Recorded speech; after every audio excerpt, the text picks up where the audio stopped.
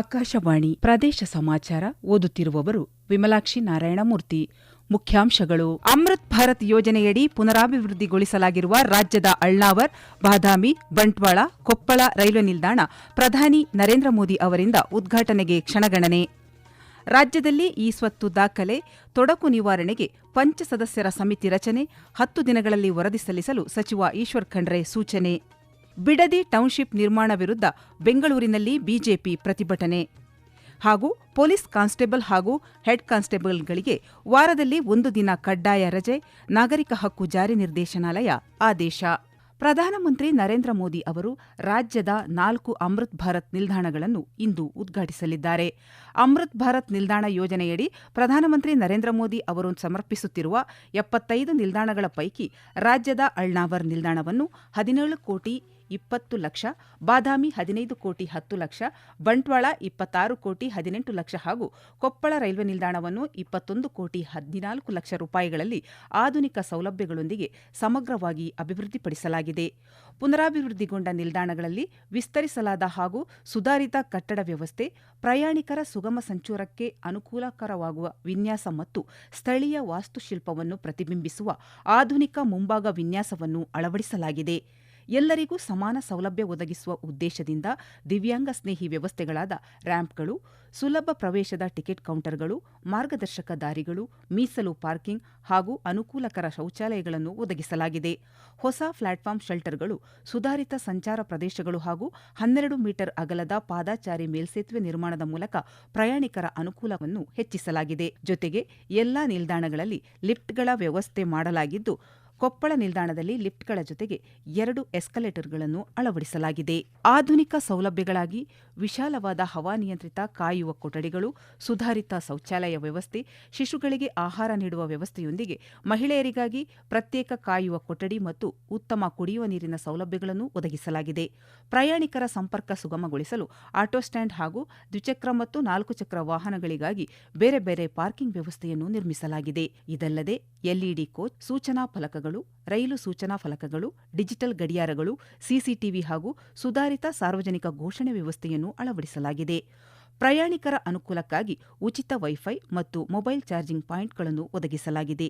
ನಿಲ್ದಾಣಗಳ ಸೌಂದರ್ಯವರ್ಧನೆಗಾಗಿ ಕಲಾಕೃತಿಗಳು ಮತ್ತು ಭಿತ್ತಿಚಿತ್ರಗಳನ್ನು ಬಿಡಿಸಿ ಪ್ರಯಾಣವನ್ನು ಇನ್ನಷ್ಟು ಆಕರ್ಷಕ ಹಾಗೂ ಸುಖಕರವಾಗಿ ಮಾಡಲಾಗಿದೆ. ರಾಜ್ಯದಲ್ಲಿ ಇ-ಸ್ವತ್ತು ದಾಖಲೆ ಪಡೆಯಲು ಸಾರ್ವಜನಿಕರು ಎದುರಿಸುತ್ತಿರುವ ತೊಡಕುಗಳನ್ನು ನಿವಾರಿಸಲು 5 ಸದಸ್ಯರ ಸಮಿತಿ ರಚಿಸಲು ಗ್ರಾಮೀಣಾಭಿವೃದ್ಧಿ ಮತ್ತು ಪಂಚಾಯತ್ ರಾಜ್ ಸಚಿವ ಈಶ್ವರ್ ಖಂಡ್ರೆ ಸೂಚನೆ ನೀಡಿದ್ದಾರೆ. ಈ ಬಗ್ಗೆ ಇಲಾಖೆಯ ಕಾರ್ಯದರ್ಶಿಗೆ ಸಚಿವರು ಲಿಖಿತ ಸೂಚನೆ ನೀಡಿದ್ದಾರೆ. ತಂತ್ರಾಂಶ ಮತ್ತು ಸರ್ವರ್ ಸಮಸ್ಯೆಯಿಂದ ಸಾವಿರಾರು ಇ-ಸ್ವತ್ತು ಅರ್ಜಿಗಳು ಬಾಕಿ ಇರುವ ಹಿನ್ನೆಲೆಯಲ್ಲಿ ಸರ್ಕಾರ ಈ ಕ್ರಮಕ್ಕೆ ಮುಂದಾಗಿದೆ.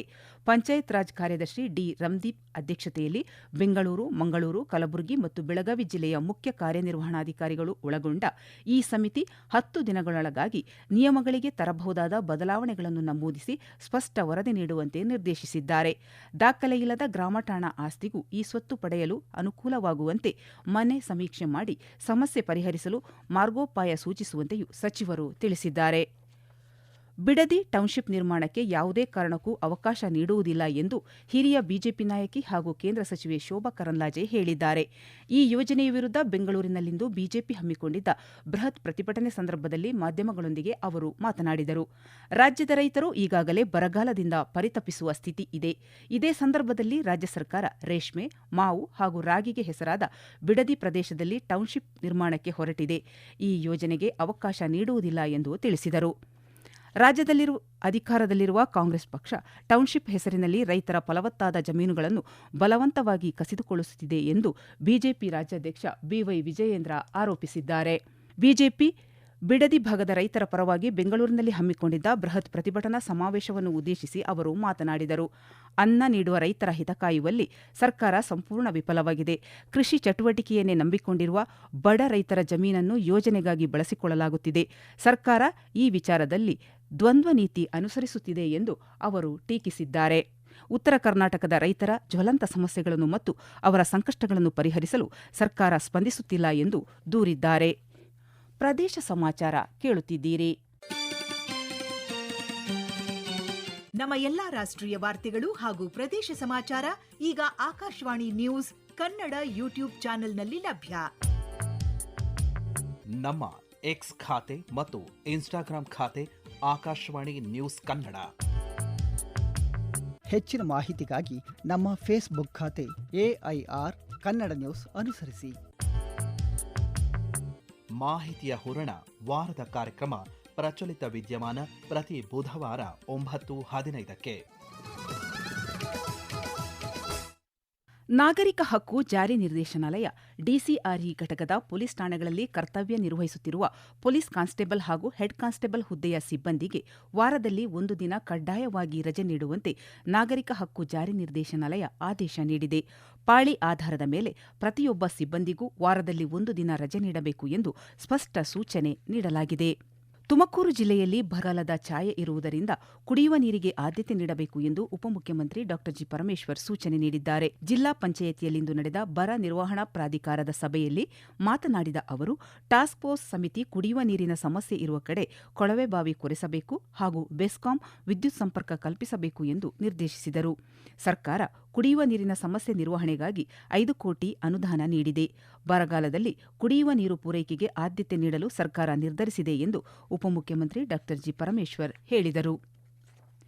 ಧಾರವಾಡದ ಭಾರತೀಯ ತಂತ್ರಜ್ಞಾನ ಸಂಸ್ಥೆಯ 7ನೇ ಘಟಿಕೋತ್ಸವವು ನಾಳೆ ನಡೆಯಲಿದ್ದು, ಮೊದಲ ಗೌರವ ಡಾಕ್ಟರೇಟ್ ಅನ್ನು ರಾಜ್ಯಸಭಾ ಸದಸ್ಯೆ ಸುಧಾಮೂರ್ತಿ ಅವರಿಗೆ ನೀಡಲು ನಿರ್ಧರಿಸಲಾಗಿದೆ.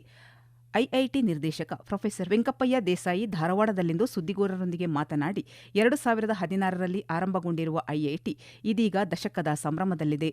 ಪ್ರಥಮ ಐಐಟಿ ಗೌರವವನ್ನು ಐಟಿ ಕ್ಷೇತ್ರದ ಜತೆಗೆ ಸಾಮಾಜಿಕ, ಶೈಕ್ಷಣಿಕ ಹಾಗೂ ಸಾಹಿತ್ಯ ಕ್ಷೇತ್ರದಲ್ಲಿ ಸಲ್ಲಿಸಿದ ಸೇವೆ ಪರಿಗಣಿಸಿ ಸುಧಾಮೂರ್ತಿ ಅವರಿಗೆ ಪ್ರದಾನ ಮಾಡಲಾಗುವುದು ಎಂದರು. ನಾಳೆ ಮಧ್ಯಾಹ್ನ ನಡೆಯಲಿರುವ ಘಟಿಕೋತ್ಸವದಲ್ಲಿ ಮುಖ್ಯ ಅತಿಥಿಯಾಗಿ ಅನುಸಂಧಾನ ರಾಷ್ಟ್ರೀಯ ಸಂಶೋಧನಾ ಪ್ರತಿಷ್ಠಾನದ ಪ್ರೊಫೆಸರ್ ಭೀಮ್ ಸಿಂಗ್, ಗೌರವ ಅತಿಥಿಗಳಾಗಿ ಟಾಟಾ ಪವರ್ ರಿನ್ಯೂವೇಬಲ್ ಮೈಕ್ರೋಗ್ರಿಡ್ ಮುಖ್ಯ ಕಾರ್ಯನಿರ್ವಹಣಾಧಿಕಾರಿ ಮನೋಜ್ ಗುಪ್ತಾ, ಪ್ಯಾನ್ ಐಐಟಿ ಪೂರ್ವ ಛಾತ್ರಾಗಣ ಅಧ್ಯಕ್ಷ ಪ್ರಭಾತ ಕುಮಾರ ಭಾಗವಹಿಸಲಿದ್ದಾರೆ. ಧಾರವಾಡ ಐಐಟಿ ಆಡಳಿತ ಮಂಡಳಿ ಅಧ್ಯಕ್ಷ ಡಾ ಶರತ್ ಕುಮಾರ್ ಸರಾಫ್ ಅಧ್ಯಕ್ಷತೆ ವಹಿಸಲಿದ್ದಾರೆ ಎಂದು ಪ್ರೊಫೆಸರ್ ವೆಂಕಪ್ಪಯ್ಯ ದೇಸಾಯಿ ತಿಳಿಸಿದ್ದಾರೆ. ಹಾವೇರಿ ಜಿಲ್ಲೆಯಲ್ಲಿ ಮಾದಕ ವಸ್ತುಗಳ ವಿರುದ್ಧ ಜನಜಾಗೃತಿ ಮೂಡಿಸುವ ಆಪರೇಷನ್ ರೈಸ್ ಹಾಗೂ ಬೇಡ ಬ್ರೋ ಅಭಿಯಾನ 20 ದಿನಗಳವರೆಗೆ ಜರುಗಲಿದೆ ಎಂದು ಜಿಲ್ಲಾ ಪೊಲೀಸ್ ವರಿಷ್ಠಾಧಿಕಾರಿ ಯಶೋಧ ವಂಟಗೋಡಿ ತಿಳಿಸಿದ್ದಾರೆ. ತಿರಸ್ಕರಿಸಿ ತಿಳಿಸಿ, ಬೆಂಬಲಿಸಿ ಹಾಗೂ ಸಬಲೀಕರಿಸಿ ಎನ್ನುವ ಧ್ಯೇಯವನ್ನು ಈ ಅಭಿಯಾನ ಹೊಂದಿದೆ. ರಾಜ್ಯ ಸರ್ಕಾರವು 2028ರೊಳಗೆ ಮಾದಕ ದ್ರವ್ಯ ಮುಕ್ತ ಕರ್ನಾಟಕ ಮಾಡಲು ಮುಂದಾಗಿದೆ. ಜಿಲ್ಲೆಯಲ್ಲಿ 2 ವರ್ಷಗಳಲ್ಲಿ ಡ್ರಗ್ಸ್ಗೆ ಸಂಬಂಧಿಸಿದಂತೆ 79 ಪ್ರಕರಣ ದಾಖಲಿಸಿ ಸುಮಾರು 27 ಲಕ್ಷ ರೂಪಾಯಿ ಮೌಲ್ಯದ ಮಾದಕ ದ್ರವ್ಯ ಜಪ್ತಿ ಮಾಡಲಾಗಿದೆ. ಮಾದಕ ದ್ರವ್ಯ ವ್ಯಸನಿಗಳನ್ನು ಸನ್ಮಿತ್ರ ವ್ಯವಸ್ಥೆ ಮೂಲಕ ನಿಗಾ ವಹಿಸಲಾಗಿದೆ. ಸಮಾಲೋಚನೆ, ಚಿಕಿತ್ಸೆ ಹಾಗೂ ಪುನರ್ವಸತಿಗೂ ಕ್ರಮ ಕೈಗೊಳ್ಳಲಾಗಿದೆ ಎಂದು ಅವರು ಮಾಹಿತಿ ನೀಡಿದ್ದಾರೆ. ಪ್ಲಾಸ್ಟಿಕ್ ನಿಷೇಧವನ್ನು ಸಮರ್ಪಕವಾಗಿ ಜಾರಿಗೊಳಿಸದಿದ್ದರೆ ಉತ್ಪಾದಕರು, ಸಂಬಂಧಿತ ಇಲಾಖೆ ಅಧಿಕಾರಿಗಳು ಹಾಗೂ ನಿಯಮ ಉಲ್ಲಂಘಿಸುವವರ ವಿರುದ್ಧ ಪರಿಸರ ಕಾನೂನಿನಡಿ ಕಠಿಣ ಕ್ರಮ ಕೈಗೊಳ್ಳಲಾಗುವುದು ಎಂದು ಯಾದಗಿರಿ ಪ್ರಧಾನ ಜಿಲ್ಲಾ ಮತ್ತು ಸೆಷನ್ಸ್ ನ್ಯಾಯಾಧೀಶ ಮರುಳಸಿದ್ದರಾಜ ಎಚ್ಚರಿಸಿದ್ದಾರೆ. ನಗರದ ಜಿಲ್ಲಾ ನ್ಯಾಯಾಲಯ ಸಂಕೀರ್ಣದಲ್ಲಿ ಪರಿಸರ ಸಂರಕ್ಷಣೆ, ಸ್ವಚ್ಛತೆ ಹಾಗೂ ಪ್ಲಾಸ್ಟಿಕ್ ಮುಕ್ತ ಜಿಲ್ಲೆಯ ಕುರಿತು ವಿವಿಧ ಇಲಾಖೆಗಳು, ವ್ಯಾಪಾರಿಗಳು ಮತ್ತು ಸಂಘ ಸಂಸ್ಥೆಗಳ ಪ್ರತಿನಿಧಿಗಳೊಂದಿಗೆ ನಡೆದ ಸಭೆಯಲ್ಲಿ ಮಾತನಾಡಿದ ಅವರು, ಪ್ಲಾಸ್ಟಿಕ್ ಬಳಕೆ ಪರಿಸರ ಹಾಗೂ ಸಾರ್ವಜನಿಕ ಆರೋಗ್ಯಕ್ಕೆ ಗಂಭೀರ ಹಾನಿ ಉಂಟು ಮಾಡುತ್ತಿದೆ ಎಂದು ತಿಳಿಸಿದ್ದಾರೆ. ಕೊನೆಯಲ್ಲಿ ಮತ್ತೊಮ್ಮೆ ಮುಖ್ಯಾಂಶಗಳು. ಅಮೃತ್ ಭಾರತ್ ಯೋಜನೆಯಡಿ ಪುನರಾಭಿವೃದ್ಧಿಗೊಳಿಸಲಾಗಿರುವ ರಾಜ್ಯದ ಅಳ್ನಾವರ್, ಬಾದಾಮಿ, ಬಂಟ್ವಾಳ, ಕೊಪ್ಪಳ ರೈಲ್ವೆ ನಿಲ್ದಾಣ ಪ್ರಧಾನಿ ನರೇಂದ್ರ ಮೋದಿ ಅವರಿಂದ ಉದ್ಘಾಟನೆಗೆ ಕ್ಷಣಗಣನೆ. ರಾಜ್ಯದಲ್ಲಿ ಇ-ಸ್ವತ್ತು ದಾಖಲೆ ತೊಡಕು ನಿವಾರಣೆಗೆ ಪಂಚಸದಸ್ಯರ ಸಮಿತಿ ರಚನೆ, 10 ದಿನಗಳಲ್ಲಿ ವರದಿ ಸಲ್ಲಿಸಲು ಸಚಿವ ಈಶ್ವರ್ ಖಂಡ್ರೆ ಸೂಚನೆ. ಬಿಡದಿ ಟೌನ್ಶಿಪ್ ನಿರ್ಮಾಣ ವಿರುದ್ಧ ಬೆಂಗಳೂರಿನಲ್ಲಿ ಬಿಜೆಪಿ ಪ್ರತಿಭಟನೆ. ಹಾಗೂ ಪೊಲೀಸ್ ಕಾನ್ಸ್ಟೇಬಲ್ ಹಾಗೂ ಹೆಡ್ ಕಾನ್ಸ್ಟೇಬಲ್ಗಳಿಗೆ ವಾರದಲ್ಲಿ 1 ದಿನ ಕಡ್ಡಾಯ ರಜೆ, ನಾಗರಿಕ ಹಕ್ಕು ಜಾರಿ ನಿರ್ದೇಶನಾಲಯ ಆದೇಶ. ಇಲ್ಲಿಗೆ ಪ್ರದೇಶ ಸಮಾಚಾರ ಮುಗಿಯಿತು. ನಮ್ಮ ಮುಂದಿನ ವಾರ್ತಾ ಪ್ರಸಾರ ಸಂಜೆ 6:40 ನಿಮಿಷಕ್ಕೆ.